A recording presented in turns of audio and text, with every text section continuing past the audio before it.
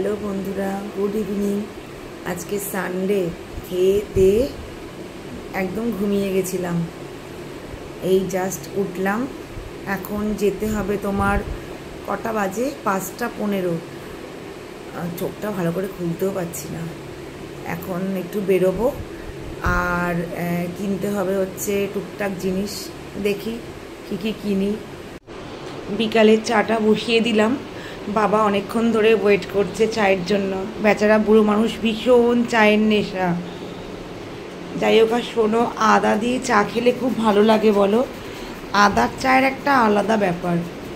এই ওয়েদার, মানে এই গরম পড়ছে, এই বৃষ্টি হচ্ছে, এই সময় একটু আদা দিয়ে চা খেলে গলাটা ভালোই লাগে। চা মোটামুটি রেডি। এবারে আমার আর বাবার জন্য 2 কাপ চা আমি ঢেলে ফেলেছি।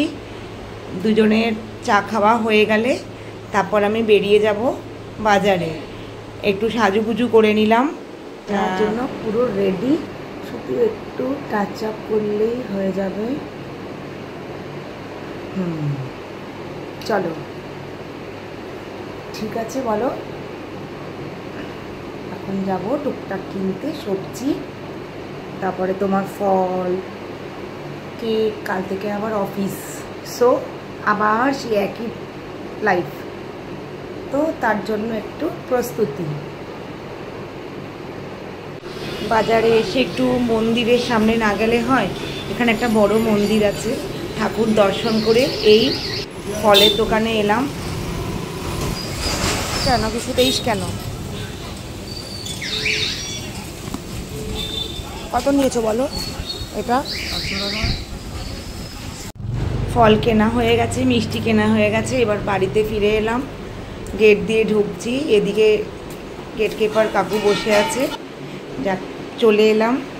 প্রচণ্ড গরম লাগছিল, এসে একটুখানি শান্তি পেলাম।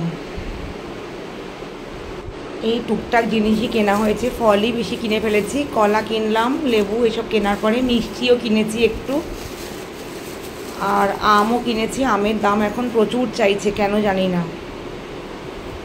যাই হোক, এগুলো এখানকার নিতাই সুইটস, আমাদের এখানে খুব নাম করা, সেখান থেকেই মিষ্টিটা নিয়েছি। বাবার জন্য একটা মিষ্টি ঢালি। বেচারা অনেকক্ষণ ধরে বসে আছে, চা খাওয়ার পরে খালি খিদে পেয়েছে খিদে পেয়েছে করছে। একটা মিষ্টি খাক। যাই হোক, কী মিষ্টি দেওয়া যায়? এই ছানার, এটাকে যেন কি বলে, আই থিঙ্ক ছানা ভাজা। হ্যাঁ, এই ছানা ভাজাটা বাবার জন্য একটু নিয়ে যাই, বাবা খাক। ভালো মিষ্টিটা? ভালো,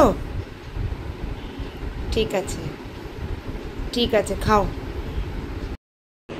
এবার নিজেও আর লোভ সামলাতে পারলাম না, একেবারে গোগ্রাসে মিষ্টিটা খেয়ে নিচ্ছি। খুব ভালো লেগেছে। আজকে এই পর্যন্ত।